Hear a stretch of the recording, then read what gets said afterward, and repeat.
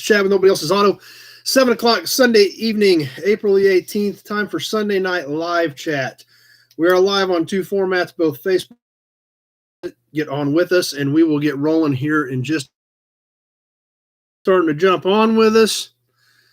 As always, comments, concerns, questions, be sure to just type it, throw them up there. We'll sure try to get to them. Sometimes I don't always have the answers, but a lot of times our other viewers do, which is always great. We got Old School with us on YouTube again. No guarantees the way things have been here lately. We've been experiencing delays of up to 30 or 40 seconds on Facebook. So hopefully it keeps up with YouTube tonight. If not, I like I said, I always tell you I'm hardwired in to my modem. I don't run anything on Wi-Fi. So if there's a feed delay, it's got to be something in the system that's not letting it go through. So anyway, thanks for coming back tonight, everybody. Have a great time doing this. You guys are what make it happen, and that's what makes it fun. I don't have anything at all on comments on Facebook yet. Okay, there we go. We had a couple pop up. They're actually, it's interesting. Their Facebook is feeding in a different spot on my screen now. So that was a little different. Vic's on with us. John's on with the box that I usually look at on the left side of my screen is completely empty. And now it's feeding in a box on the right side of the screen. So Lee from New York's on. Dan's on from Dan from Defiance is on YouTube. Joe just jumped on with us. Stan's on with us on Facebook. Glad you guys made it. I may have a little bit of trouble with these comments on Facebook since we're feeding into a different box over here. So bear with me as I kind of figure out what Facebook is feeding me over there. Old School. Oh, wow. I believe Old School's in Canada. So they are in full lockdown with stay-at-home orders until May 20th. Wow, I thought things were getting better. Sounds like not quite so much in Canada. Robert's on with us. Glad you made it. Rick from Colorado's on YouTube. Thanks for stopping by, everybody. Let's see. Glenn from Minnesota. One of our regulars. Glad he made it. Oh, that's right. He's in Minnesota, so he's sitting there protecting his own stuff with his. He said he's got his gun out and ready just in case somebody comes into his place. But glad you made it with us tonight. I know Glenn is one of our regulars. Always appreciate you stopping by. Big supporter of what we're trying to do here. So Old School is in Toronto, Canada. So that's where they are in lockdown, stay home orders until May 20th. That's kind of different. So glad it's not here. You can keep it. But hopefully we're getting close to being done with all that. Scott just jumped on with us on Facebook. Another one of our regulars. Glad you made it, Scott. Chris, do you sell emblems? Yes, I do sell emblems. Just depends on what you need one for or what you're looking for. So you can always give me a call and give me some details on what you need there. Jess and Rico are here. Frost WSA from California is here. Scott just pulled in another fastback. He's one of our Mustang guys. That's a good find. And fastbacks are obviously getting super tough to find, period, for Mustangs. So that was a good find for sure. Anyway, like I said, it's kind of weird. I got to learn this new Facebook format here to see how they're going to feed me comments over here. But at least it's so far working. So we'll keep our fingers crossed that it keeps cooperating tonight. But anyway, what's been going on? Had a question last week about the RPM Act, about the EPA basically trying to ban or outlaw any sort of vehicle modifications. Whether it's off-road strictly racing or not, but it is, basically the EPA wants to ban any sort of modification. I did a little bit of research on that. We had that question last week, and I cannot find anything new on the RPM Act that's come out recently. Everything I found was from about 3 weeks ago, the last time we discussed it. So nothing new that I could find. If anybody has any new information on that, be sure to let me know. We'll sure talk about it. Kevin's on with us on Facebook. Glad you made it. David from Ohio's on, just jumped on YouTube. Thanks for stopping by, guys. But so nothing new on the RPM Act. Now, for those of us in Kansas, there is a little bit of new news as far as the collector car world. I've seen some stuff on Facebook about this. I looked it up on the state's website, and it has not posted on the state's website yet. Chris just jumped on YouTube. Glad you made it. Clear, Chris. Tim from Tennessee is on Facebook as well. Thanks for coming by, guys. In Kansas, there's been a big debate on what is or is not an antique. Now, in Kansas, it has always been 35 years or old been that law has been open to interpretation based on whether the vehicle is an antique due to any modifications. Williams got on. Glad you made it, William. Old school. Yeah, actually, old school says they just want to ban all gasoline vehicles. There is probably some truth to that statement. Randy from Pennsylvania just got on with us. Thanks for being here, Randy. Like I said, I'm trying to get used to this new Facebook comment feed. They switched it up on me. My screen's different. So, but in Kansas, there's been a lot of debate as to what is or is not an antique vehicle, and there were some state troopers who were pushing the limits of that, where they were, some horror stories. I heard they literally pull guys over on the side of the road if they had an antique tag and they had aftermarket wheels on it, that it wasn't an antique vehicle. And the topic has gotten a lot of debate and a lot of heat over the last couple of years. But it had passed the House and it had passed the Senate. I did see some stuff on Facebook. My good buddy Robert shared some stuff that said that the governor had signed the bill that basically said if it's over 35 years old, it's an antique, whether it's got different wheels or if it's got disc brakes, things like that. It's an antique. It's an antique, instead of trying to pick through the pepper to try to find out what is or isn't. So hopefully we've made some good progress there, at least in the state of Kansas, that if it's 35 years old or older, it's an antique. So that's, like I said, I did check the state website, and it just showed the bill that passed the House and the Senate, and not shown the governor had signed it yet, but I believe that just happened Thursday or Friday. So hopefully we will see that here shortly. Some comments popping up. Randy from Pennsylvania's on. David's on with us. Kathy from Michigan's on with us. Glad you guys all made it. This new format, this new feed over here is kind of weird. I got a real small box, and they scroll pretty quick, and it's kind of wonky over there. So, William, you need a yard full of Teslas. I don't know nothing about Teslas. I don't know if I want to know anything about Teslas. So I don't have a ton of interest in getting into the Tesla market at this point. Yeah, like old school says, the state's looking for any kind of revenue, but it's still. And Kevin chimes in. That's good news. It is good news, but there's also, like we've talked about, a few times on here before. Our good friend George just jumped on from Washington. Andrew says yes, the governor did sign it on Friday, so that did just happen Friday. So that's why it has not posted to the state's website yet. Like we've talked about on here a little bit before, there are a lot of people doing what I do in Kansas because you can get titles for antiques that are not licensed dealers. And, they want to worry about revenue. There's a lot of revenue they're losing because of what they're getting pushed through. That they're not catching these guys who are illegal. And that's why we've talked about before. If you buy something out of Kansas and they're not a legal dealer, if the state gets involved, they can revoke the titles if they find out they were obtained fraudulently. So Lance from Utah just jumped on with us. George likes her Skelly sign. That's kind of a little rough one. It's kind of banged up a little bit, but it's got a cool look to it. Skelly Aeromax gasoline. So Andrew says that takes place July 1st is when that goes into effect. So July 1st in the state of Kansas is when that is supposed to happen. Let's see. Mike's on with us. Let's see. Vic. Yeah, Vic says glad it got passed. That's right. A solid black line is better than gray areas. That's for sure. This new Facebook format, I've got a little tiny box about this big to keep up with comments instead of half my screen like I used to have. So I have to do a little bit of more work with that and try to figure some of that out.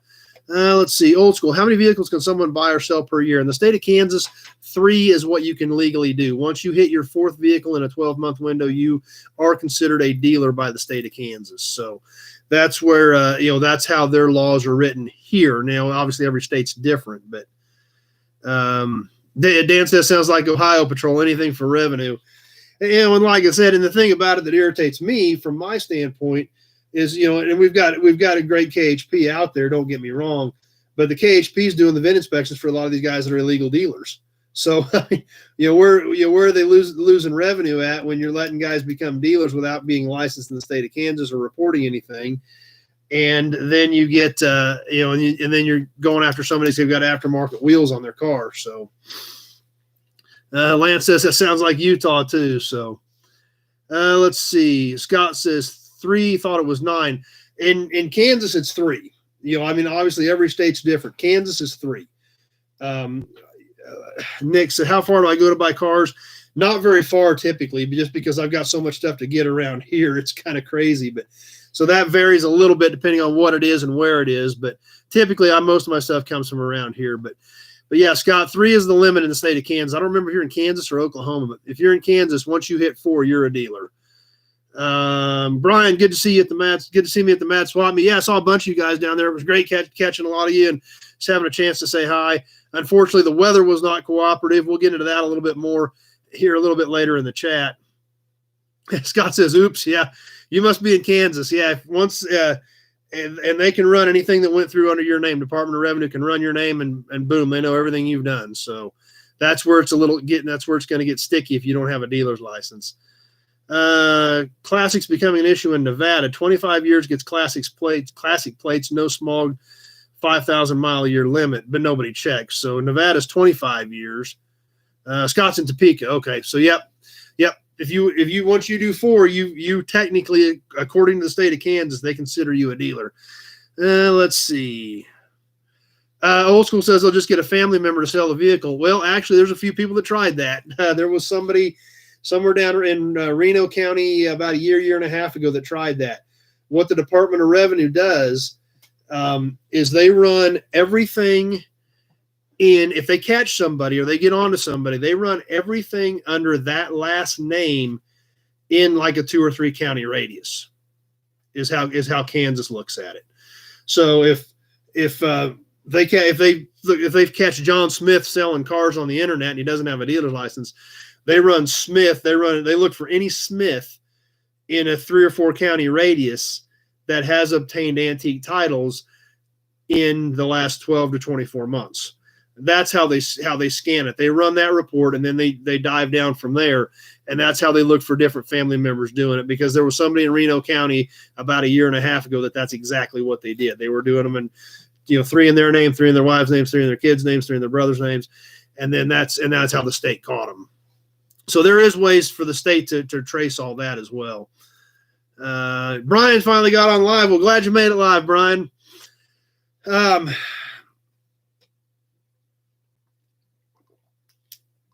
So at least in Kansas, we've got some clarity as to what is or is an antique vehicle, or we will officially on July 1st. So that's nice for all of us that live in Kansas that, that want to run year manufacturer plates, or even just a regular antique tag. So Old School's got to jump off, but he'll be back. That's fine, Old School. We always know you're going to be here with us. So, because, in Kansas, you can run your manufacturer plate or a regular state issued antique tag.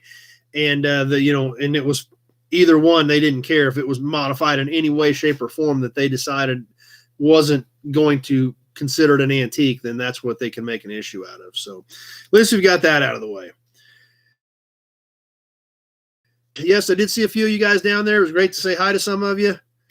Don from Tennessee just jumped on YouTube. So I think, were you just on Facebook, Don? I don't know if we're having some feed issues over there again or not.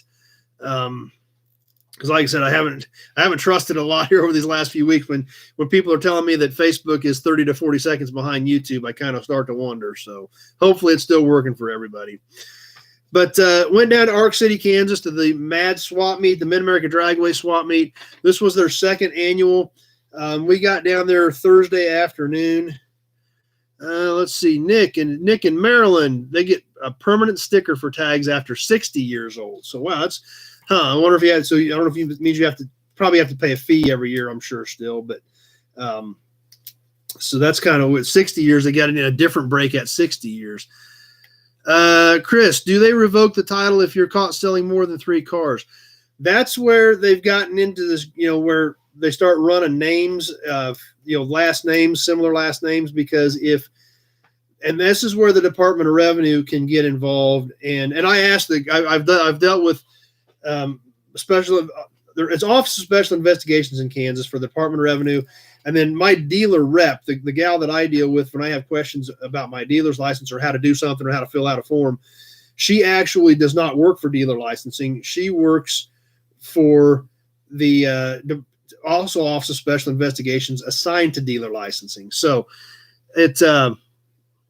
what it does or what happens as far as if they can revoke a title. Say they find somebody that John Smith he gets 3 titles in his name, 3 in his wife's, 3 in his kids, and they catch him doing all that.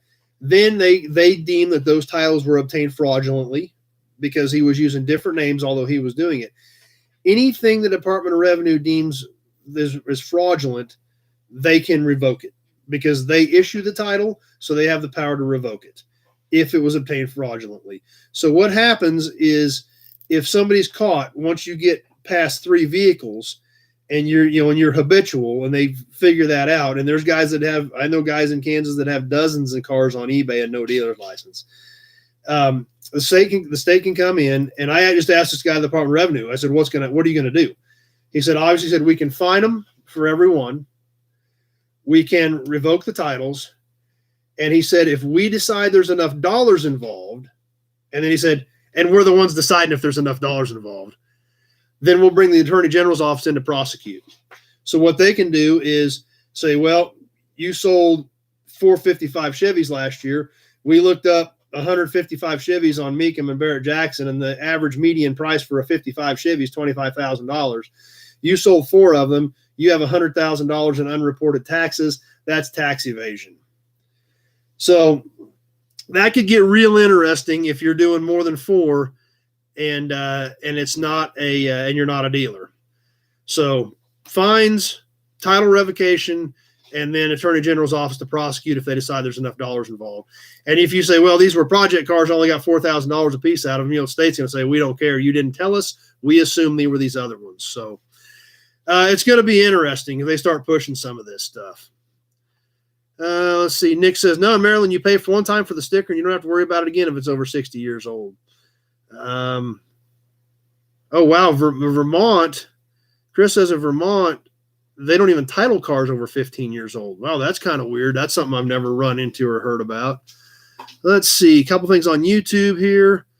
Don says, no, he's been using YouTube. Don says, no, he's been using YouTube the last few weeks. It is more reliable.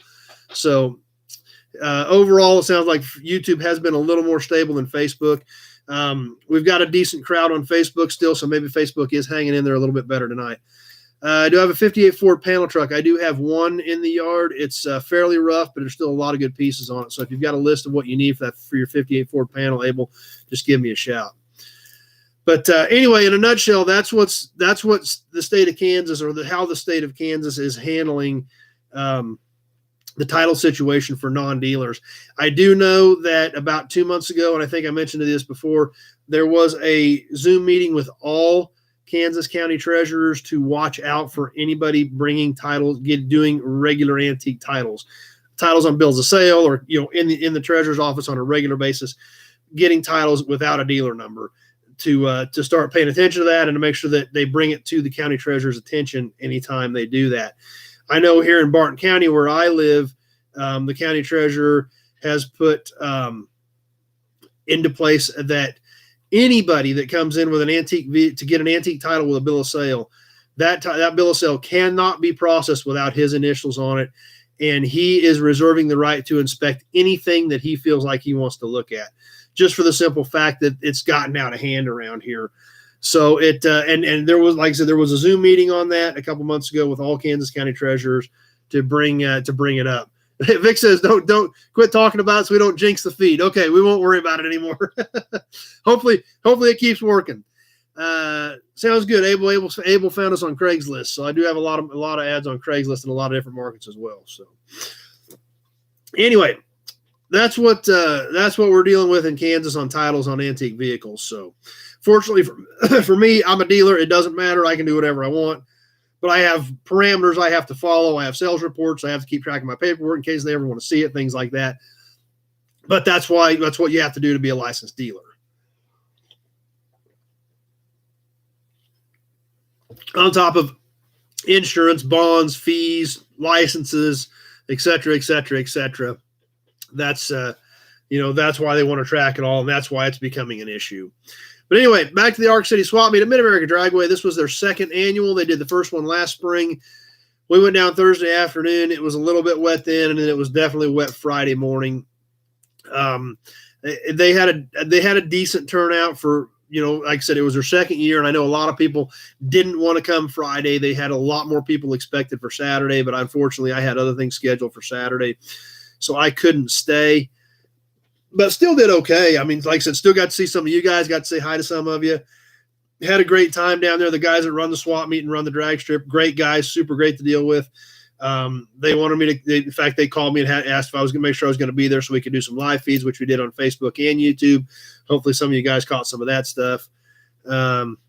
William C. at Carlisle. Never been to Carlisle. That is a really, really long ways away from me.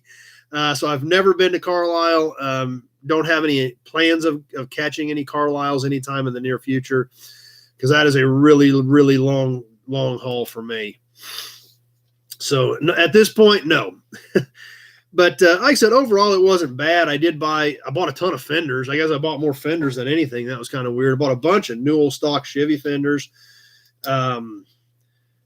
Mostly big truck stuff. I bought a brand new left 41 to 46 Chevy 1.5 ton truck fender, a pair of 48 to 53 1.5 ton front fenders, new old stock, one new old stock 55 to 57 1.5 ton, another new old stock 55 to 57 1.5 ton that was really weird. It had like an extension on the back of it. The guy thought it may have been bus or something. So kind of an interesting piece. Haven't had time to try to figure out for sure what it is. But he thought bus. So Abel says, how much would I want for the panel truck? Abel, it's nowhere near complete and it's rough. So I would need to get you some pictures and kind of go over some of the details. It's a good parts truck.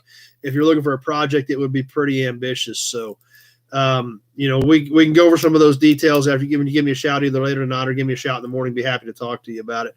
Chopper One made it back with us. Thanks for being here, Chopper. I don't remember if we saw you last week or not, but I know you're usually on here with us, so glad you made it tonight. But overall, the Arc City swap meet, like I said, it's growing. But the nice part about it, it is growing. It is continuing to grow. They've got a really nice layout, even though it was raining Friday. Well, I guess I really shouldn't even say raining. It was spitting all morning, never really busted open and downpour, just enough to be annoying. But it's all on concrete. It's all the way throughout the staging lanes and everything. So everything was on concrete, other than a little bit some of the parking. But overall, it wasn't too bad. So like I said, worth running down there. Great to see some of you guys. Great to see the guys that put the event on and run the drag strip, and did still manage to pick up some cool stuff. So I'll have some pictures posted of that stuff soon. I got it all unloaded yesterday, and I'll have some pictures up on Facebook of those fenders here in the near future. What else happened this week? Hot Rod Magazine. HotRod.com. I don't know how many of you guys check that out regularly or not. They did do a feature on me about a month ago. Had a bunch of great pictures of the yard and had a great write-up. Have stayed in contact with them, and the guy that I've been working with, super great guy, Stephen Rupp, does an awesome job. But he told me, he said, whatever you find that's cool, he said, keep sending it to me. And he wants to run it. So we had I'm sure some of you guys caught the 59 Edsel video that we put out. They did run an article on the 59 Edsel on hotrod.com. Be sure to check that out if you haven't. Literally just hotrod.com. Check it out. The 59 Edsel should pop up, and you can check that out. Steven did a great story on that one, and came out really well. So be sure to check that out. I've got some more stuff I want to feed him, but keep an eye on hotrod.com. Great guys to work with, and maybe we'll see some more of my cool stuff pop up there as I find it. It's kind of cool that they're interested in it as well. Glenn, no, I've not come across any 65 Bel Air 4-doors. I'm trying to think. It seems like I've seen a few Chevys lately, but nothing in a 65. So I'm hosting Rocky Mountain Race Week again. My buddy Bill finally got on Facebook. Glad you made it, Bill. Probably not at this point, unless Matt wants me to throw something together at the end. I plan on running the entire deal. If I can find a car, I went and looked at another Trans Am today, and it wasn't what I really wanted. So still looking for an 02 Ram Air if anybody's got one of those around anywhere in the near area. Did I see any interesting grills at the swap meet? Did not buy any grills, and did not see any grills that really stood out as being super cool. So didn't pick anything up there, Kevin. Of course, I got a cord grill now, so it's kind of weird because some of the other grills aren't near as cool anymore, but I still love them. But no, I didn't find anything cool. So at this point, I don't know if we're going to do anything for Race Week this year, since we're going to be on it, and I plan on doing the whole thing, leaving Great Bend, running we're Great Bend, Pueblo, Bandimere, Kearney, and then back to Great Bend. So we may do something that morning, depending on what Matt wants to do. We have not talked about that yet, whether or not we're going to do anything at the yard.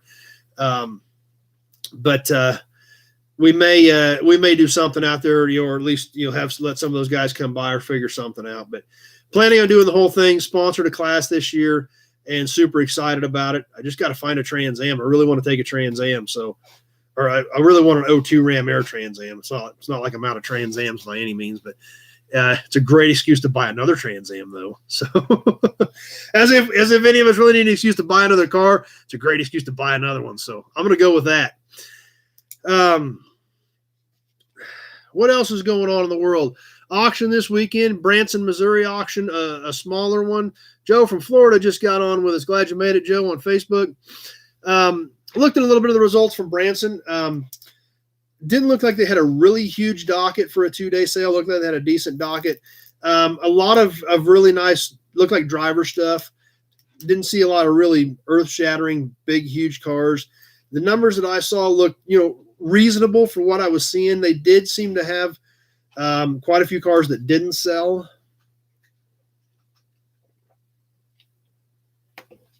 But I've got some of the results up, and some of the stuff you expect to see. What some of this stuff is doing. A lot of the stuff I saw at Branson they were nice, good cars, and they were reasonable money for what you expected to see. So, 02 Thunderbirds, 12 grand, 96 Camaro, $9,500. That type of stuff is kind of reasonable for what you expect to see. And that's what, I guess that's probably good. A lot of these auctions recently have just been bonkers on numbers, and everything I saw from Branson, and you can check them out at bransonauction.com and go through all of the results. But there were some GTOs and things like that, $25,000, $30,000 range, what, you would expect nice cars to bring, without getting, completely bonkers numbers. So Rick from North Carolina just jumped on with us, but it looked like overall they had a pretty solid little sale. And it looked realistic, I guess is the best way to put it. Compared to what we've been seeing on some of this stuff, it looked realistic, which, for a lot of us average hobbyists, that's a good thing. So Ironhead's on with us. Glad you're on, Ironhead. Jess wants to know if I got any Nashes. I got this really great 49 Nash, but I think I got somebody else that wants to buy it. So I'm out of 49 Nashes, Jess. That ought to get her wound up. But anyway, I have not bought any other Nashes, I guess, if that's one thing you're asking.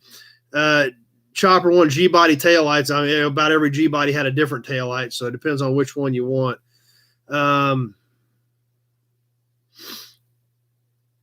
Yeah, and like Don says, it's kind of like land. They're not, when you see people buy land and maybe pay a little too much for it, they're not making any more of it.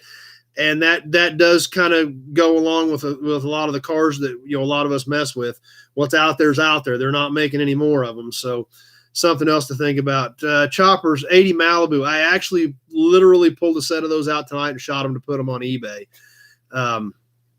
So Jess says, no, I don't have a Nash that is anybody else is going to buy, because I think she plans on it. I think Jess considers it hers already. So that's fine. She'll do something cool with it. So, at the auction, any Nashes, I don't remember. They looked like they had about 160, 180 cars. I flipped through it all. But I don't remember anything that stood out as far as a Nash.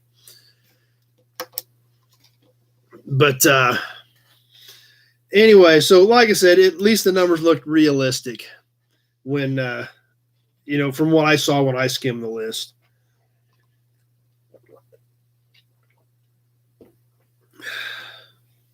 Jimmy from Kansas City's on with us. Glad you made it, Jimmy. Anyway, that's about what I've got for industry news, or what I've seen pop up interesting this week. So I guess let's get into tonight's magazine. Something kind of cool tonight. Jumping back up into the late 70s with a motor trend. July of 1978. And obviously one of the big things coming out at that point was the Fox body Mustang, and that is our cover car for the July of '78 Motor Trend. The totally new 79 Fox body Mustang. Obviously, in today's world, once again, hindsight's 2020. We're looking back at the way that where these cars are now going in the collectability world. Obviously, a lot of us have seen the '93 Cobras, especially the '93 Cobra R's. Some of that stuff's bringing bonkers money, and the Fox body came out over 40 years ago, so they are antique cars. And a lot of us, it's kind of hard to comprehend, but that's where it's at now. So we got some cool things to check out here, starting off with the '79 Mustang. And the article on the '79 Mustang in this issue actually was not a lot about the car itself as far as road tests or anything, but it was about the design. Obviously, Ford went from the bigger Mustangs and more of the sporty performance-oriented cars to the Mustang 2, almost turned it into an economy car.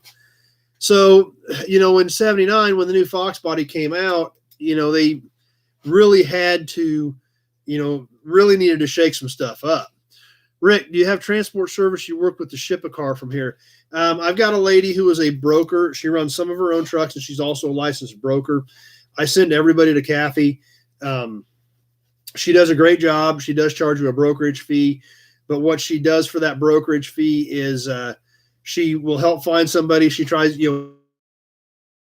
she groups that brokers can run things through to try to find somebody coming through my area heading to wherever you're at with a partial load, to try to fill their load and save you guys a few bucks on shipping. I send everybody to Kathy.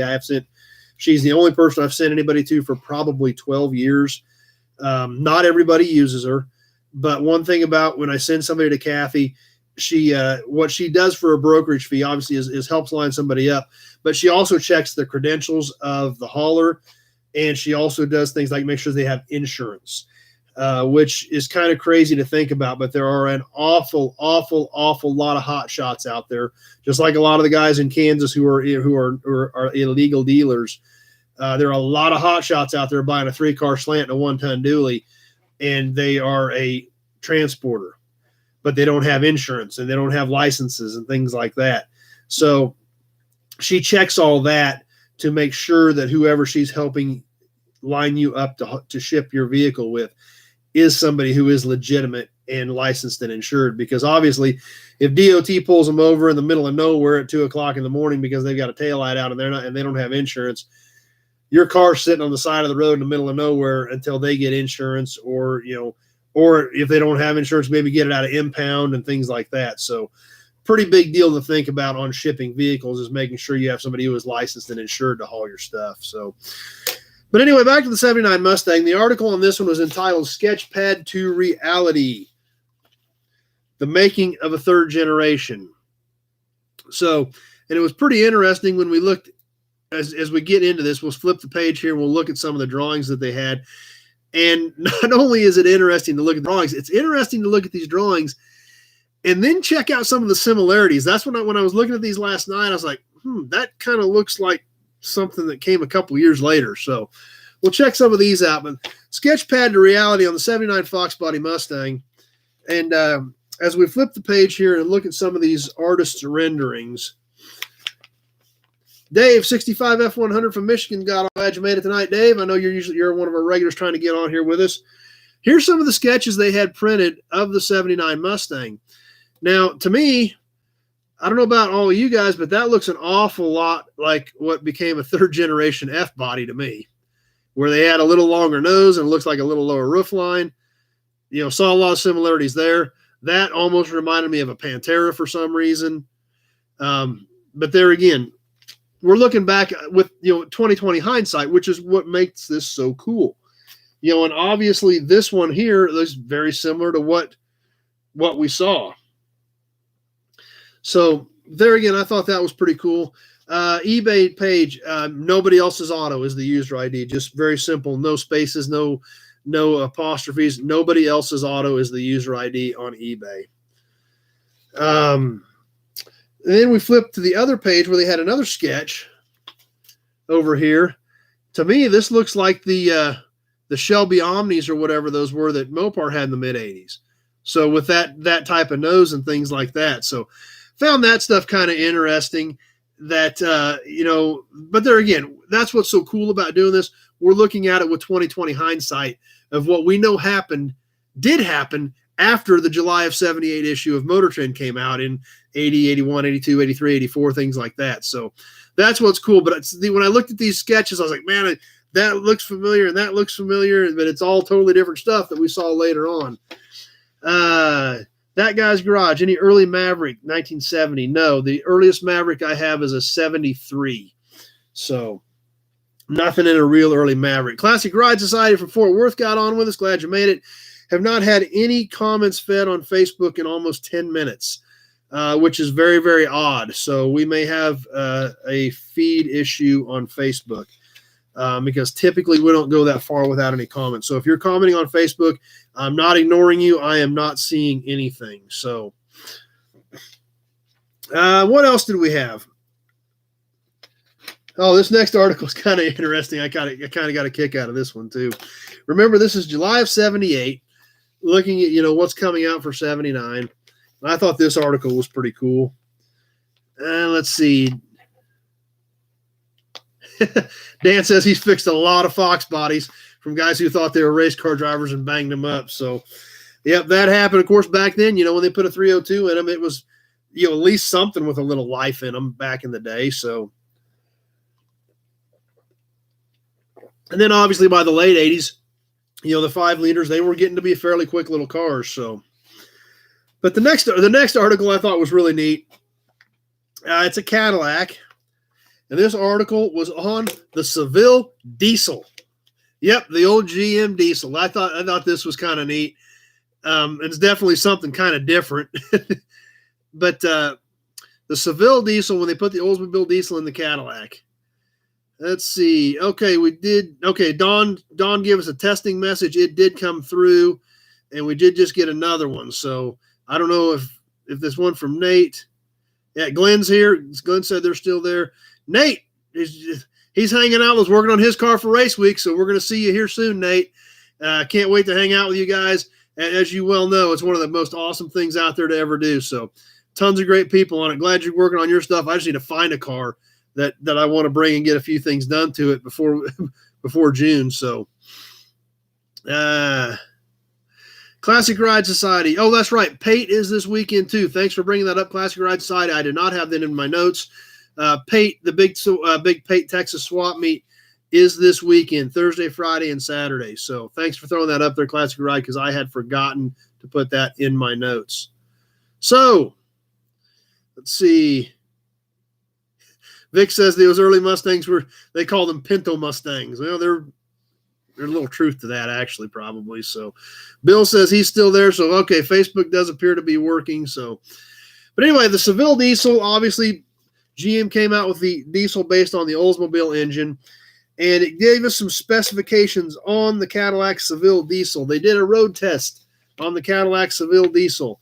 Don says Olds 350 diesel in a Nova yeah, Olds 350 diesel in a Nova with Cadillac badges. Thumbs down. So, and that's actually there again, you're not too far off on that either, but it there again, we're looking at it with 2020 hindsight, which is great. So, Joe just picked up a 93 5.0 convertible with 38,000 miles. Great time to buy them. They're doing nothing but going up. So it's a good time to snag one of those 5-liter Fox bodies for sure. Man, I don't like this new Facebook format. It's hard to keep up with the comments here. So bear with me. I'm sure I've probably missed a few, but it wasn't intentional. Classic Ride Society seconds the Nova comment. But hey, we've got road test data. So we're going to study the road test data from the Cadillac Badge Nova with an Olds diesel. Right here, they gave it to us. So we're going to check some of this stuff out. Let's see. The Cadillac Seville diesel. It flew through the quarter mile. And we got Nate on, so I don't think Matt's got a class for these yet for Race Week, Nate, because they don't have a 20 flat class for Rocky Mountain Race Week. But According to this, it would have done it because it went 20.0 in the quarter mile. So not exactly a rocket ship. But I mean, those things just I don't think they can hardly get out of their own way. But it did get an EPA estimated 24 miles of the gallon. So obviously that's what they were hanging their hats on was the mileage. And they did a comparative test data with the Delta 88, which is, the same thing, a little bit bigger car with the same motor. And then the Mercedes 300 also with a diesel. And but the Delta was actually even slower. The Delta ran a 22 flat quarter mile. So none of this stuff flew. The Mercedes actually outran them all, blowing down the quarter mile in a scorching 1950. So 19.5. But there again, the late 70s were not known as the high point in the performance era. But what surprised me for what this car was or wasn't was the price in 79. That car, and this is obviously, on top of the fact that they were not exactly a performance animal, this thing, the base price was $14,710. Price as tested, including $150 for the diesel option and $87 for the heavy-duty diesel package, which I'm guessing had something to do with cooling or suspension or something. Old School's back with us. Glad you made it back. Classic Rides, I had just taken the Delta over the Cadillac, but $16,447.79. I mean, that was a ton of money in 79. I don't remember what a lot of cars were, but it seems like a lot of, your basic cars back in 79, $8,000, $9,000, $10,000. So it seems like a lot of that stuff was, and don't quote me on that, but man, I thought that sounded like a ton of money. Let's see. Yeah, mix of Chevy or GMC trucks. You had a lot of those got diesels too. And then a lot of them got 455 Buicks, Pontiacs, or Oldsmobiles put in them so that the trucks could pull something because the diesels couldn't. So any Ford Bullets. And I'm not sure where you're going with that, Abel, unless we're talking about like the newer Bullet Mustangs. And you're probably 100% right, Classic Ride Side. You could have bought two Novas for that, and I almost guarantee you could have bought two Novas for that.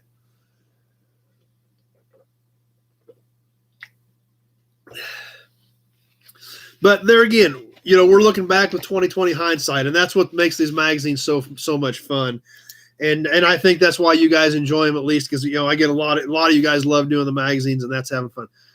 Older ones, I'm still not sure where you're going with that, Abel. If you want to get some more details on that. What else do we have? Oh, let's skip a few pages forward here, and we've got the new Dodge Challenger. Yep, there was a Challenger in the late 70s. I don't know how many of you were familiar with that, but they did make a Challenger in the late 70s. Not exactly what you would expect. My buddy Bill, who was a great tech and spent a lot of years in the shop, so he's worked on a few of those diesels, and they were not his fondest memories. That's kind of what my dad says about them. My dad was actually working on the line in a Buick Cadillac dealer when those things came out too.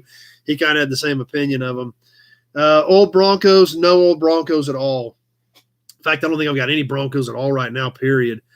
That's right, Classic Ride Side. Yep, it was a Japanese car. It was a Mitsubishi.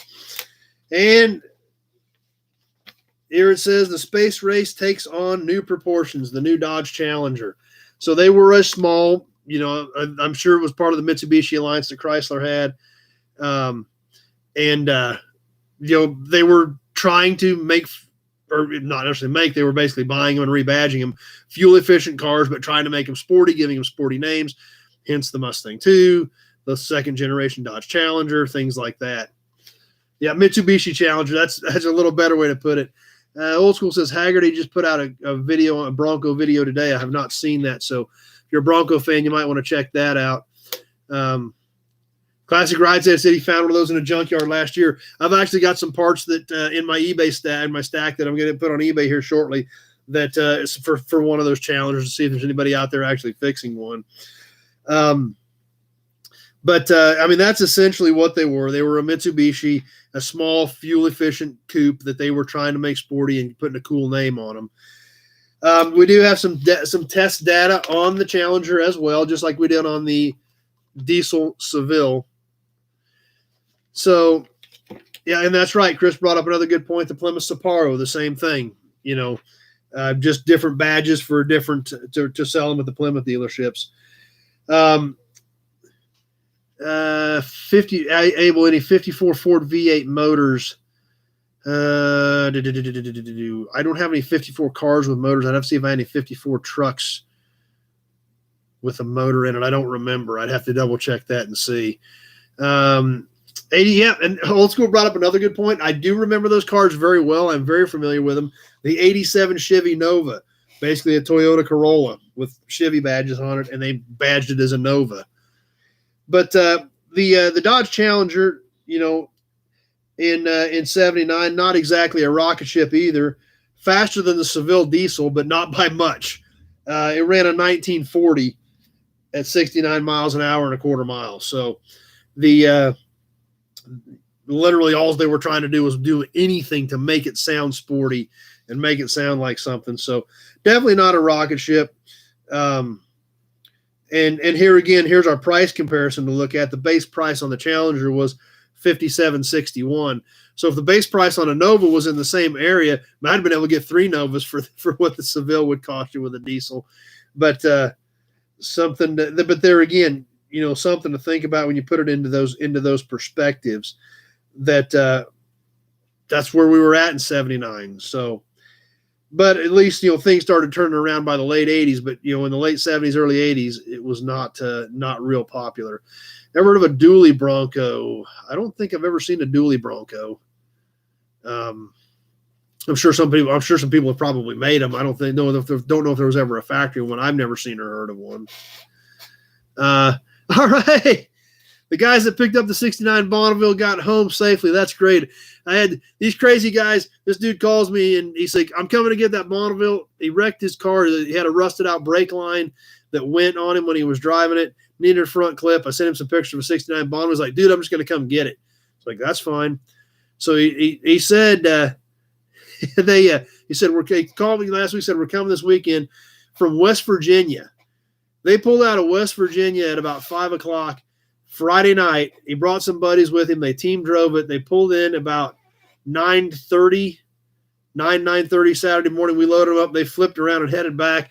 Got home at 4 a.m. So glad you guys made it home safe. It was great meeting you. And obviously that Bonneville's got a lot of stuff that's going to help save your car. So glad you guys made it home safely and had a good trip. Thanks for coming out. Yeah, Classic Ride Side said he would gladly take 3 Challengers over the Seville. Abel says the Bronco comes on a 1-ton frame.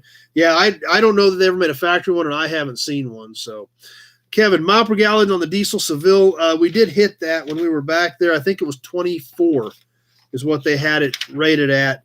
24 mile per gallon was the EPA weighted average on the diesel Seville. So the Dodge Challenger, the second generation Dodge Challenger, not exactly what we think of the original Challenger or the Challengers we have today, but it was something at the time to try to sell something somewhat sporty. What else do we have? Oh, another car from the late 70s coming up. A few more pages back. That there again, we're kind of working with what we got. It's the late 70s, but the Chevette. The 4-door Chevette, a new selling twist. Prices slightly lower west of the Rockies on the new Chevette. So there must have been some pricing differences in different regions for the Chevette. Once again, not the most popular car that we think of today, but something you don't ever see. My buddy Mike Keller at Big Creek Restorations, one of his customers, actually his customer's wife's first car was a 78 Chevette. Ford, actually, basically that car. I mean, basically identical to that car. 2-tone green even. And they put a turbo 4-cylinder Cadillac in it. Super cool car. Came out great. Got road test data on the Chevettes as well. Old School says the Chevette in Brazil is actually a cool car. So I don't know what they have in Brazil for the Chevettes. That I'm not sure about. But the Chevette The Chevette actually broke 20, actually ran the quarter mile in less than 20 seconds, 19.8. So not by much, but still a little quicker than the diesel Seville. Price as tested, $4,840, base price $3,551. You can pick up about, 4 Chevettes for the price of the Seville. Classic Ride Society says those Chevettes have a following. Yeah, and they do. I mean, they're again, it's something different. It's something nobody ever thought about saving. They threw them all away. So finding one today is kind of neat. And that car that my buddy Keller built in Big Creek with that turbo 4-cylinder Cadillac, that thing gets more looks at a car show than about anything else there. So it's definitely different. B100, Abel, depends on what you're talking about on B100. Old school rear wheel drive lightweight. That's exactly right. Ironhead says just needs a big block. It'll be fine. That would take some work. That would take some serious modifications to put a big block in one. I do remember a dude that I know, Jeremy down in Missouri, buddy of mine. When I went to college down in Pittsburgh, I didn't even know him at the time. I know him now because he's a buddy of Scott Palmer's, and me and Scott Palmer's buddy. So I actually met this guy years later. They showed up at Mocan with a Chevette with a 327 in it and a 1471 blower on it. That was the most, I think it was a 14, maybe it was a 1271, but it was an insane blower that was as big as the small block, and they put it in a Chevette. That thing was nutso.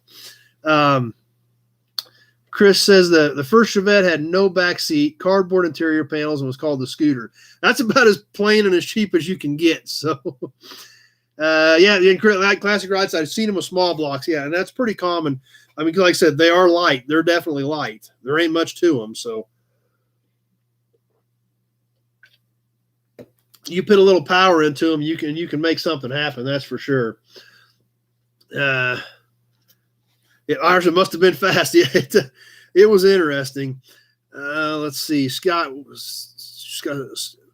worked on Scott's Mob Steel Lincoln. That I'll have to look up. I don't remember seeing that one, Scott. But anyway, that's kind of what we've got for articles. Let's check out some of the ads that came out in July of '78. Did not have a classified ad section in the Motor Trend at this point. So let's check out some of the other ads. Starting off with, and I get a kick out of these. Obviously, in today's world, Harbor Freight is well known in the tool world for various things, I guess is one way to put it. They obviously sell a lot of tools. They do a ton of advertising. They're putting stores in. I mean, they're kind of becoming that name, and sometimes it's good, sometimes it's bad. But I love seeing these, especially this ad from the Executive Trading Company featuring Rodak Automotive Tools, mail order air tools from the Executive Trading Company. So it's kind of crazy to. We love looking at these old ads. It's funny to see this old mail order stuff. Where we're at today, where so much of it is mail order. See these old companies doing the same things that we see today. So yeah, Kevin says at least the engine was in the front. That is true on those Chevettes. The engine was in the front. So, but I got to give Jeremy and those knuckleheads credit. They did put that thing together, and it was nuts. So I couldn't believe it when I seen it there. But they sure tried it, so it was interesting. What else do we got? What else do we got here? Let's flip up a couple of pages to a tire ad for Remington tires. I haven't heard of Remington in years. I do remember hearing about them in the past, but a really cool Remington tires ad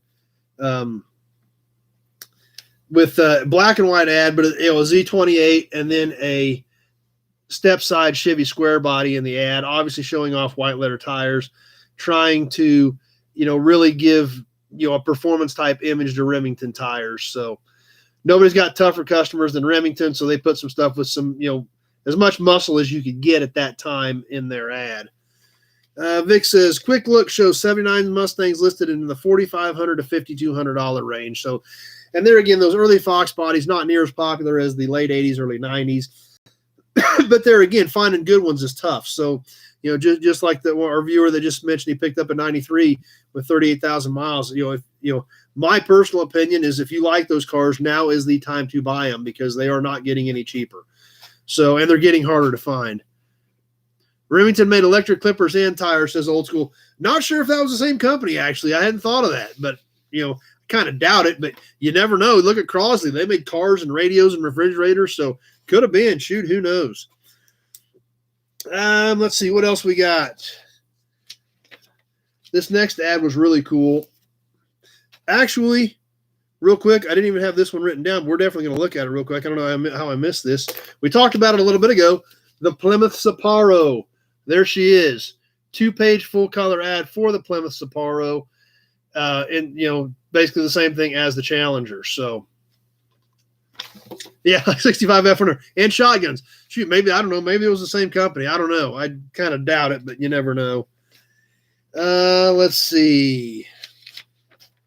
This is a cool ad, and it's kind of different how they did it. And it's Jeep, which is cool because Jeeps are always been popular and continue to be popular. What's really cool about this one is it's got the Golden Eagle in it. It is a 2-page ad, half of a page on each page. Jeep Country, excitement on wheels. Half down here, half up here.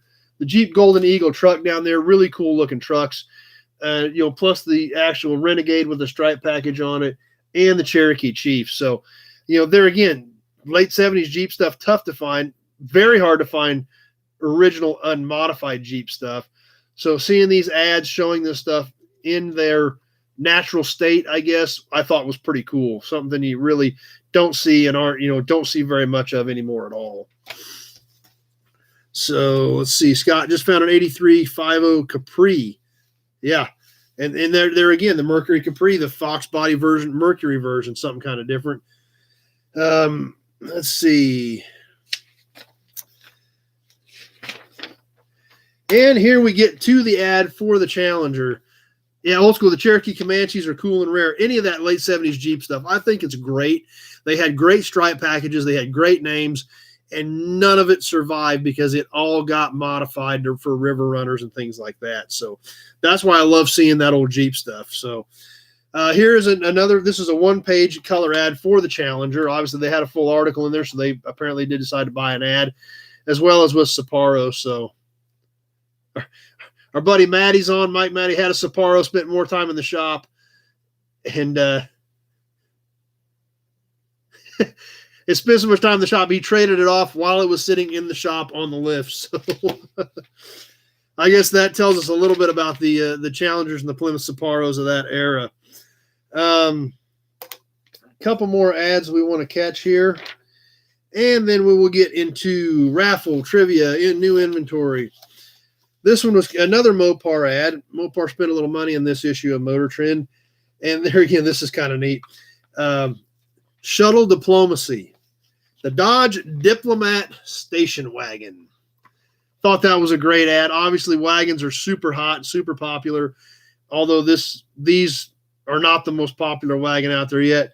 But it's always great to see some nice, fine quality wood grain on one of these. And it was kind of a neat ad. Color ad really stood out. And there again, something we don't think about anymore because none of these were saved. And it's neat to see them because we don't ever see them anymore. Old School's like the old Suzuki Samurais. They used to tip over. Yeah, they were also known for tipping over, that's for sure.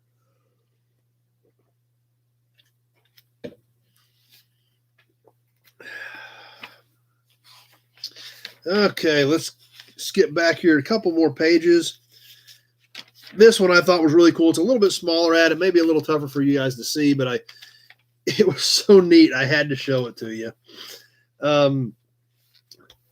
J&R Music World. Blank cassette tapes, headphones, car stereos, Craig car stereo 8 tracks. I thought it was an awesome ad. All the way over here. I don't know how much of it you guys are going to be able to make out, but I'll hold it up there for a second so you guys can check it out. But there again, in today's world of downloading on your phone and plugging it into your stereo, or downloading anything you want really and plugging it in and going back in it, had to make your own tapes literally, and they were selling the supplies to do it. They were selling you the headphones. They were selling you the stereo equipment for your car. Thought it was really cool. And there again, taking us back in time, back to a totally different era, especially from what we see now. But that was a big deal. I mean, a 3rd-page ad for cassette tapes and 8-track stereos. So, and the beginning of, just the very beginning of the cassette world in 78. So thought that ad was cool. Maddie, what about the K-Car station wagon on William Street in Great Bend? I have seen that. That is a clean-looking K-Car wagon. That is a pretty neat car, which is kind of crazy to say that about a K-Car, but it is kind of neat. So let's see. Classic Ride Site had just found 2 wagons, a 90 Capri Estate and an 87 Pontiac Safari. Those are sweet rides, too. Those square body wagons are getting tough to find as well. So I've got a few of them. I've got a couple of them in the yard as well. But there ain't many of those things out there at all. And let's see. Couple more things to catch here real quick. Couple more ads. And let's see. I thought this one was kind of cool. And that, once again, another little car that we don't see very often at all is the Volkswagen Scirocco. Once again, an attempt at an economy car, trying to make it sporty and make it look like something, even, using some racing references here with the Indy type car in the background, a race car driver, trying to incorporate a sporty image into an economy car. So they're, again, basically working with what they had at that point. So, Scott, we must have missed you. Scott said lies, so I'm not sure which part where we were at on that one, but we apparently missed it, or that, or the feed was a little bit slow. So, one more ad we're going to catch, and this is the inside back cover.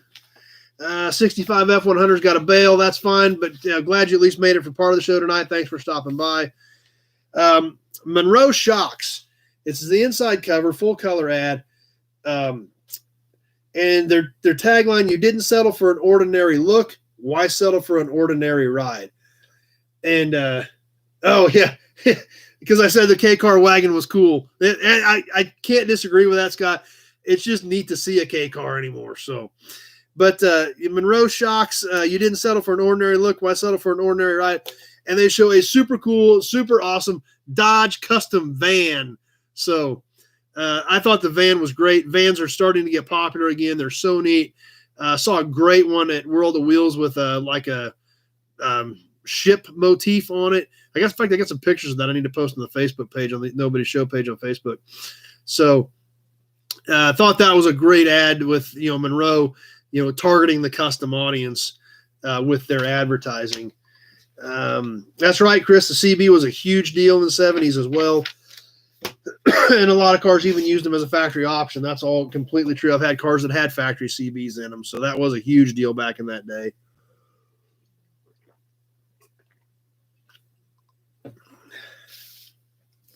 Anyway, time for the raffle, time to do some trivia, time to talk about some new inventory. Ironhead Garage took his driving test in a K-Car, so let's see, this Facebook thing I'm not used to at all. I guess. Anyway, time to do a little trivia. Like we talked about last week, our good friend Mike Shook at Auto Artistry in Russell, Kansas, brought me a big tub full of oil cans. So probably for the next several months, our cans are going to be sponsored by Mike Shook at Auto Artistry. Got his card right there on the top of the can. Be sure to check him out on Facebook as under Auto Artistry, or autoartistry.com on his website. You can check out all the builds that Mike's done over the years. Him and his crew have turned out some really cool stuff. They did a full build for my dad. They put my cab over together, or my daughter's cab over together. So be sure to check those guys out, see what they've got going on. Tonight's can is a Phillips can. Good looking can. This is a cardboard can, but there again, the cardboard cans are not going to stick around like the metal cans did. These things will literally fall apart just sitting on a shelf. So I think these are going to be a lot harder to find over time. Great colors on this with the red and white, the Phillips badge on it, details on the back of it, and nice can. So tonight, that's what our winner's going to get. Top drain from the bottom, so the top is still clean. And tonight's question, as always, I'll keep an eye on both formats as we go along here. We watched a video Friday night from Felix's shop. Felix actually was involved with the Auburn Cord Duesenberg Company back when our friend Doug Prey's dad actually started the company in 1960. And Felix was heavily involved in the redevelopment of the second generation cord. Kevin likes the can. Well, maybe if you're a winner tonight, we'll fire it off to you. So, but the video we shot with Felix that we showed Friday night had several of the Glen Prey cars in them. And Felix, like I said, he was there in the early 60s with the development and deeply involved directly with Glen Prey in the development of the cord 810 or the 8/10ths cord, because it was slightly smaller than the original cord. And so he's got some really interesting insights. And he's also kind of basically the best known historian of the cars other than Doug, who lived it as well. But we looked at several of the cars he has in his shop of Auburn Speedsters, the Glen Prey Speedsters. There was one cord in there. We've got another video we're going to bring you with Felix where he actually gives us some details on the development of the cord, the Glen Prey cord. And he actually has, it wasn't in the video because it was in a trailer, the actual prototype of the Glen Prey 866 Auburn Speedster. So we got to see that as well. But when we were in Felix's garage, there was one car in there that was not a Glen Prey car. What was it? So keep an eye on both formats. First correct answer that I see that the systems feed me is going to be our winner. That's all I can go with based on what the systems tell me. So I'm going to keep an eye on that. Kevin says it's a great video. It was a lot of history there. There was a ton of history in there. With a guy who lived it, was there since day one and lived it. And that's what's great about him. I mean, there we go. Lee got it. It was a Ford Model T. So Lee's our winner tonight. Give me a shout later on, Lee, or in the morning, and I'll get your address. I know we've shipped to you before, but I just go ahead and give me a shout. So I've got it for this one. Yeah, and that's right. He followed up with a race car because that's exactly what it was. It was a Model T race car. Yeah, and Jack just said it is an awesome collection, and it is a really neat. Yeah, Kev said it was the last car in the video. You're 100% correct. So, Robert's on with us. Glad you made it, Robert. He had some company tonight, but he's with us now. That's fine. Well, at least you made it for part of it. But there again, and that's why I love talking to guys like Felix. Some of those videos, they do run on a little long. And sometimes, there's a ton of great points in them. But on the other hand, I don't want to miss these guys' stories because they have them.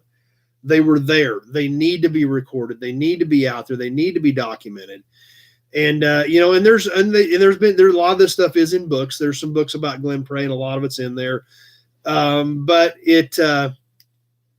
when you hear it firsthand from the guy there, Robert likes the sign too. Glad you like it. It was kind of, like I said earlier, it was a little bit of a rougher one, but it's still got a great look to it. So I figured you guys might enjoy it.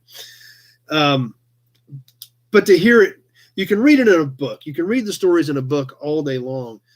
But when we've got a guy who was there, and the next video that we post with Felix, that we'll probably post this Friday night, he's got a Glen Prey cord that he's working on for another guy. And it was in his other shop, and it was a part where, when he was working on it, he was able to point out some of the details about the development of the Glen Prey cord while he pointed them out and showed them to us on a Glen Prey cord. So sometimes, like I said, if you're not really, really into those circles, sometimes it's not as exciting as some of the other stuff, but you've got to have that. We've got to have that. We've got to preserve that for down the road because, Felix is no spring chicken, but we've got to get that information while we can. And the fact that he took some time and we literally sat there in front of a Glen Prey cord with the hood off and, had the Corvair engine in it, and he pointed out a lot of the things they dealt with when they developed that car. So, like I said, I'm glad that he was willing to do that, and I'm glad we're documenting it. And like I said, if you're not really, really deep into those circles, sometimes it's not as exciting as some of the other videos. But it's still, I I still feel it's important to get that footage and get it out there for everybody. Vic said he had one of those 79 Challengers, and he tried to blow it up and couldn't get it done. So, so like I said, we've got one more video with Felix, and then we're going to get into the shop at the Auburn Court Duesenberg. Robert says he's glad we got the video, and I am too. And like I said, when I put them on YouTube and I put them on Facebook, the analytics are not as good as some of the other stuff. And like I said, some people, if you're not really deep into those circles, sometimes it's not as important to you. But I still feel it's important that we get it and get it documented, because when those guys leave us, we don't have anybody else who's going to sit there next to a Glenn Prey Cord who helped develop the car and point these things out. And like I said, you can read it in a book all day long, but having a guy sitting there saying, we did that because we had a problem with this, and that's why that piece is like that. And that's important. I feel that's important for our hobby as a whole. Because even if you're not into those cars, maybe you stumble onto them sometime. They're a neat little car. Maybe you find one in a garage. Maybe a buddy of yours finds one. We've got to document it. That's the great part about it. So, like I said, the analytics on my end typically aren't as great, but it's great information, and I'm still glad we did it. And even if the numbers aren't as good, it doesn't matter to me, because we're saving that information for generations to come. So still excited to have it, and glad Felix took the time to do it. So stay tuned. We'll have that video coming up probably Friday night. Then we will get into a lot of the shop stuff that we shot there, the restoration facility, some of the projects they're working on at the Auburn Court Duesenberg Company, the parts inventory. There were some of the restored cars. They had some phenomenal restored cars there. Yeah. Jess says she can't wait to see it for the launch issues they have, because Jess works at Ford Assembly, and she's an engineer at Ford Assembly in Clycomo in Kansas City. She's interested because of the issues they have when they launch a new product. So, but it's cool stuff. To me, it's cool stuff. And we kind of did them in order, and I'm kind of trying to post videos in order for the simple fact that some of the stuff we shot later in the afternoon referenced an earlier video that we shot. Actually, the video I posted with Felix Friday night, I didn't realize I hit the wrong button. The one I'm going to post Friday night on the Cord, where he talks about the development of the Glenn Prey Cord, we actually shot it first. So those two are going to be backwards. But as we got into the shop stuff, some of that stuff referenced the interviews with Felix and things like that as well. So I'm kind of trying to post them in order. That number one, that is just a cork board back there. It literally was there when I bought the building. I've never taken it down. I've never changed it. So it is a cork board, and that's why it looks rough. But yeah, that's what it is. So like I said, the really cool stuff is coming. If they had the restored cars there, I think they had 3 cars there that were done on the premises. Phenomenal. Absolutely amazing. Some of the most beautiful cars you can ever imagine. The Cord Berlin, that they just had judged at 990 points out of 1,000. We've got some great video on the Cord Berlin coming. Number one says that's old school cork. Yeah, like I said, it is because it was in the building when I bought it. I've just never taken that shelf down. I just kind of started using it. So, but it's, the Cord Berlin, 29 Auburn Boattail Speedster fully restored, 34 Auburn Salon fully restored. Like Kevin says, beautiful colors on the cords too. Yeah, they're absolutely amazing cars. So, CB Plum, yes, that is me. I am Nobody's in Great Bend, Kansas. That's who I am. So, you guessed right. So, did the cord lose points because of the original key? I can't remember if Doug breaks some of that down in the video or not. A few of the things that did lose points for were, some of those debatable type things.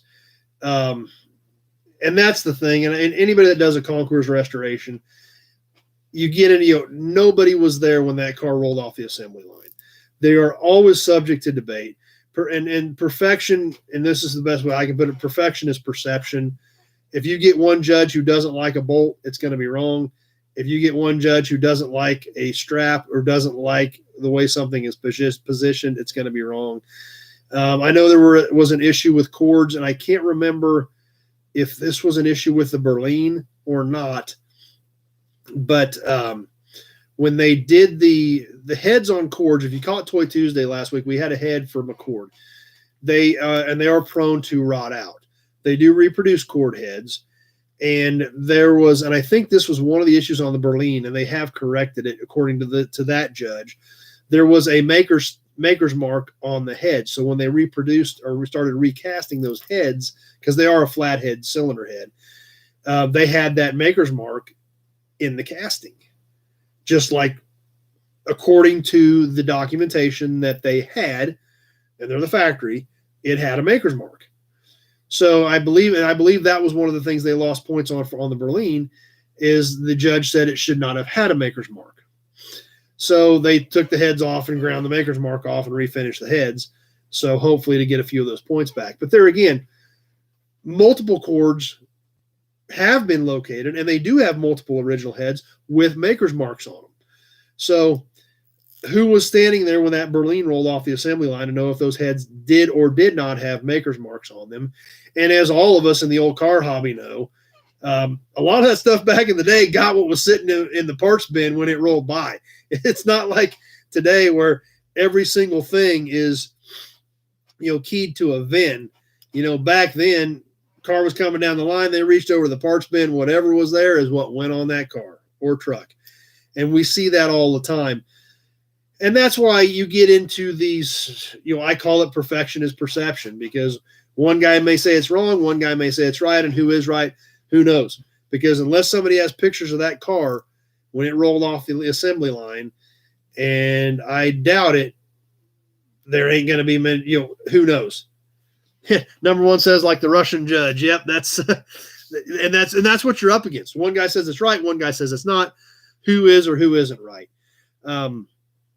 So, you run into and it doesn't matter who you are. If you do a concourse car, I've got a buddy that does a lot of concourse Corvettes, deals with it constantly. Mike Keller at Big Creek, they did some concourse Super Duty Firebirds, one Formula, one Trans Am, ran into the same thing. One guy said the curvature of the Phillips head screw that held the rear view mirror to the bracket was wrong. Who knows? Who knows where GM ordered Phillips head screws from that month? Whoever shot them the best price for the next 50,000 Phillips head screws they needed is where they got them. Who knows what it was? Dan says late 70s to mid 80. Okay, he just retracted that, so must have missed something with that one. But anyway, that's what you get up against, and I think that was one of the things that Doug mentioned they did get docked for on the Berlin was those maker's marks on the heads. And I don't remember if he gets into some more of that on the video when we do the walk around on it, but still an amazing car. I mean, stunning and breathtaking is literally the only way to describe some of these. The 34 Auburn Salon is an absolutely amazing car. So we've got a ton of super cool footage coming from there. So stay tuned. We'll get that other video up with Felix where he gets into some of the details. Then we will definitely roll into the shop stuff where we really get into some cool car stuff. The cord transmission, we did a video on watching a cord transmission shift, and then Doug actually walks us through how the cord transmission shifts because they had 3 reman units in there ready to ship out to customers. So we get to watch a cord transmission shift in a running car, and then Doug shows us on a stand on this reman unit what that transmission is doing to shift, because it is a 4-speed manual, but it's clear out in front of the front axle. So I guess it kind of is the front axle out in front of the engine. It's not, back in the 30s, everything had a stick coming up through the floor. Well, it's a little tough to stick a stick up through the floor when the transmission's under the grill. So Chris from Ohio just got on with us. Glad you made it, Chris. But like I said, tons of cool stuff coming from there. And as we talked about last week, the raffle this week or this month is going to be some awesome stuff from the Auburn Cord Duesenberg Company. Brand new Auburn hubcap, grease cap, whatever you like to call them. These are the smaller ones, that just went directly over the hub. Brand new, never had grease packed in it, even got clean threads. A little bit of shelf wear. I mean, the thing's been laying around for 80 years, 90 years. So some chipping and a little shelf wear, but awesome piece. Absolutely awesome piece. The next cap, another Auburn cap, a little bit different style. Once again, brand new. These are directly off of the shelf at the Auburn Cord Duesenberg Company, where they bought all the Newell stock inventory in 1960 from the Auburn Cord Duesenberg Company. Once again, brand new cap, clean inside, clean threads. And the last piece for this month's raffle, and this is so cool, brand new, never stamped, never used, straight out of the parts bin from the Auburn factory, a brand new ID tag for an Auburn automobile. Never used. They never stamped any numbers in it. This is straight out of the drawer from the Auburn company, in the same drawer where this tag has been for almost 90 years. It was never used. So really cool piece. The back, obviously clean, brand new as well. So great piece. Robert says, how can you win? The raffle, as we've done, this is the third month we've done them. $1 a chance. You can PayPal me. You can mail me a check or money order, whatever you want to do. That information is posted on both Facebook and Craigslist. After we get off, it's in the notes on the description for tonight's live chat. CSE3@cox.net is PayPal. You can PayPal me. It's $1 a chance. You send me $5, you get your name 5 times in the Big Buick can. $10, you get your name 10 times in the Big Buick can. Is that tag going to be my first tattoo? No, I'm not big on tattoos, so I don't think I need to get an ID tag tattooed on me. So, but anyway, or if you're not on PayPal and you want to mail me a check, money order, or cash at your own risk, my mailing address is also posted on there as well. We will be giving that away on May 2nd, Sunday night, May 2nd. $1 US. I guess. Thanks for bringing that up, number one. I didn't even think about that. We do have several guys from Canada and some people from the UK, New Zealand, some of the Scandinavian countries. We do have a lot of those that get on with us as well. So $1 US. Mike from New Waverly, Texas, just got on with us on YouTube. Glad you made it tonight, Mike. $1 a chance. Get your names in the Big Buick can as many times as you want. $1 one. If you're going to PayPal me, I'll at least ask you to send me a couple bucks, just because of the transaction fees. $1, you don't even hardly get anything out of it anymore with what PayPal takes. So, but anyway, as many chances as you want. A buck a whack, $1, $100, however many times you want. Winner's going to get all 3 pieces. We did ship the badges out, the badge collection, last week to our winner that got the badge collection. This month, who is in at this point, if you have paid me or think you have paid me up to this point on the Auburn drawing for the raffle this month, this is who I have. Scott Andrews, because he actually sent extra money in last month, so I've got him in with his portion from last month that he wanted to save for this month. Mike Shook at Auto Artistry, our can sponsor, is in. Stan Brown is in, and Jason Withrow is in. Those 4 people are the only people that I have received payment from. So if you have PayPal me or sent me money in the mail, I have not received it yet. Or if you have PayPal me, I don't have it if you did PayPal me on and fired that through. So what we need to do on that, if you're interested, go ahead and PayPal me. Make sure you put a note on there that it is for the raffle, and make sure I have contact info.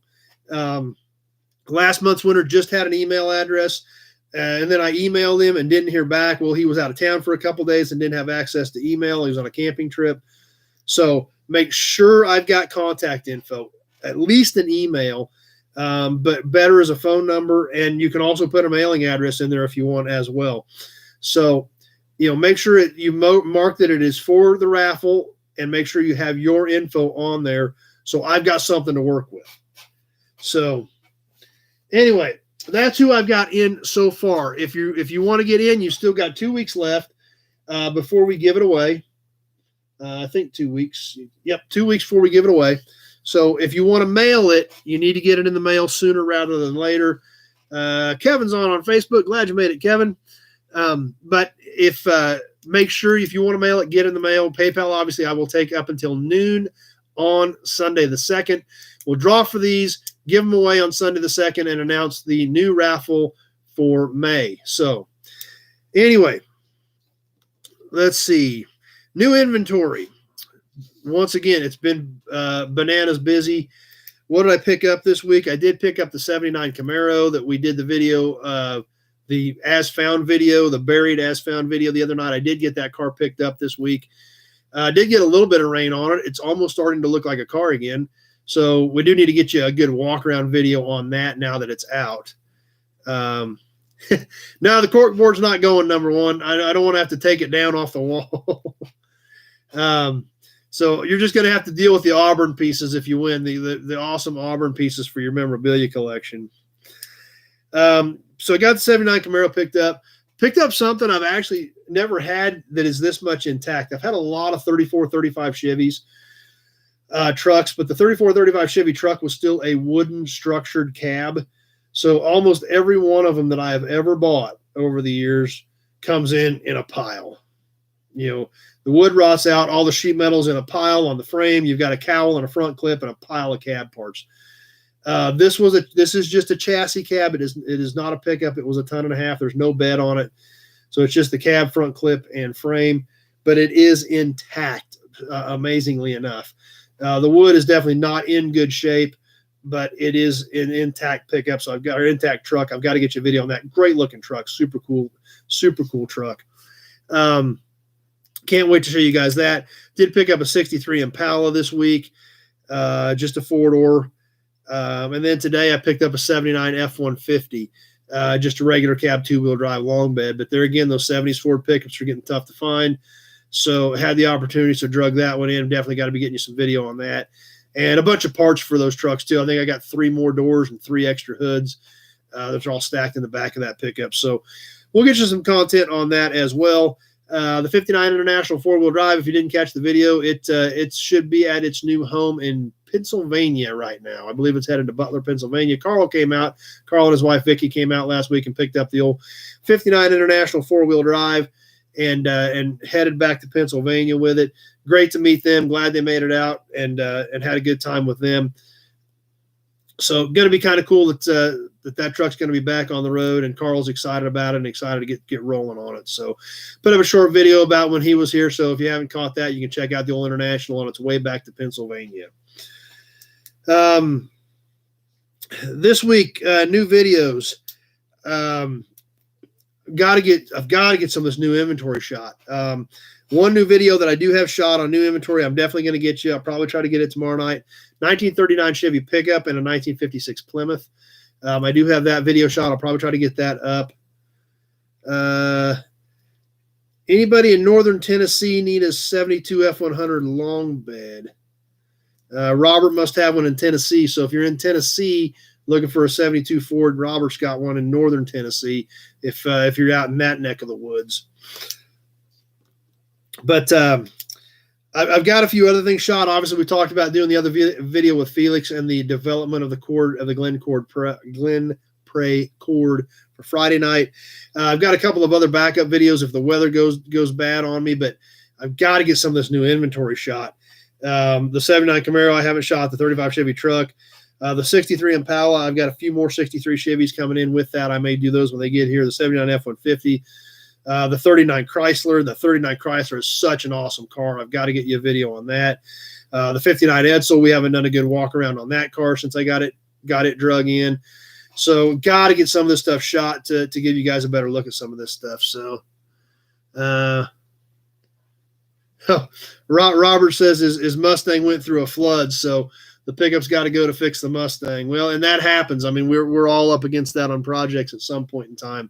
When you're up against a disaster like that, sometimes something's got to go that you may not want to go, but you got to make changes. You got to shift. That's life. You got to shift as you're going along because nothing stays the same. That's for sure.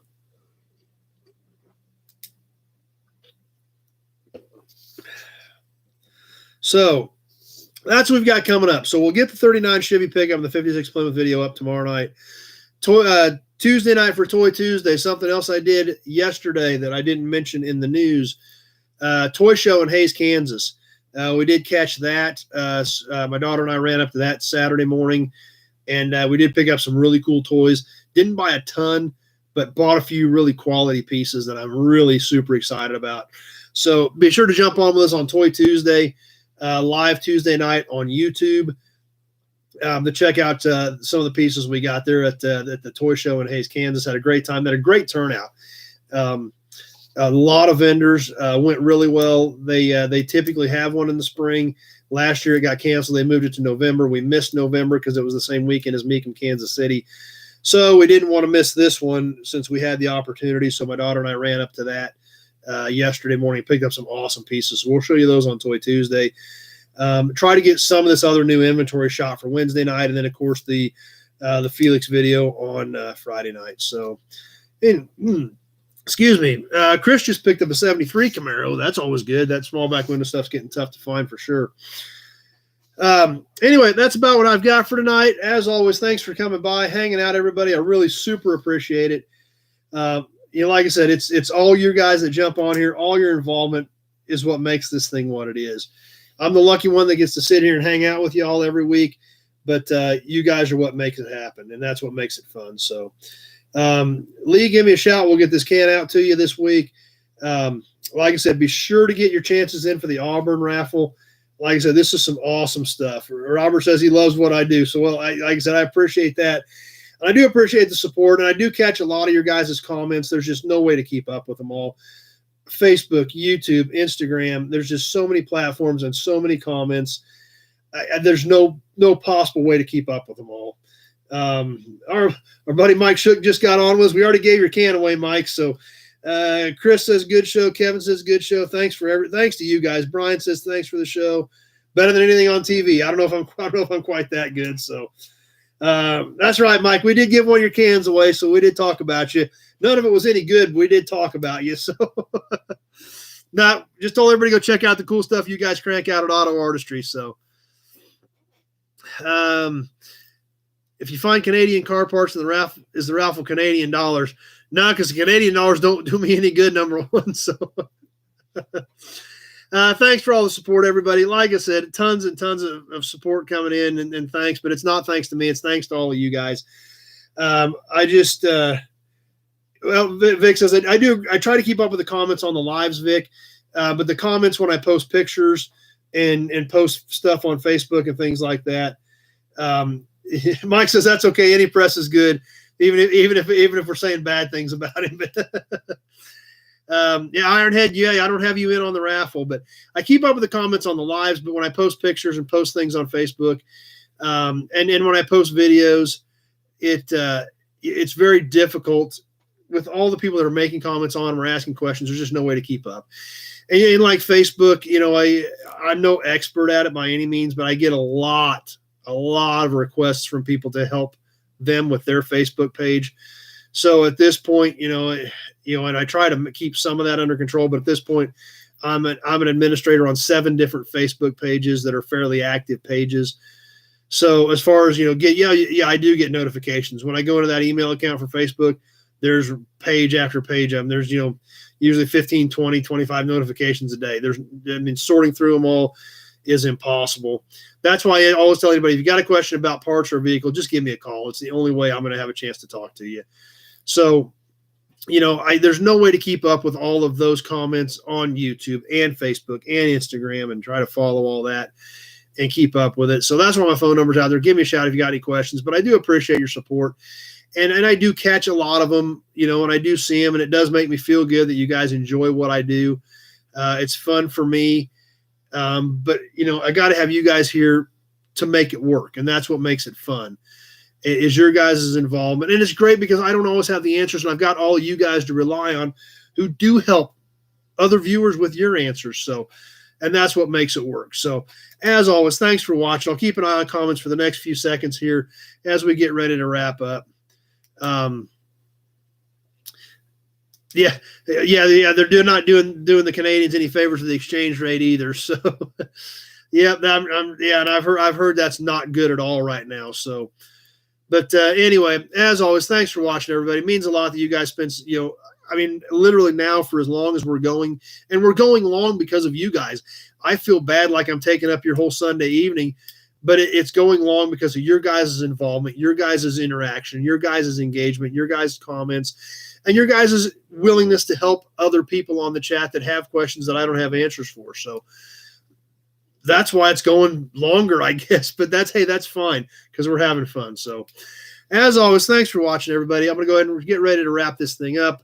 Looks like we're pretty much caught up on comments. Haven't had anything pop up on either format in a couple minutes. So I'm going to take that as a sign that we're all pretty much ready to jump off and get on with Sunday evening. Robert says that you guys want me here. So, well, that's good. That makes me feel good. I'm glad you guys enjoy it.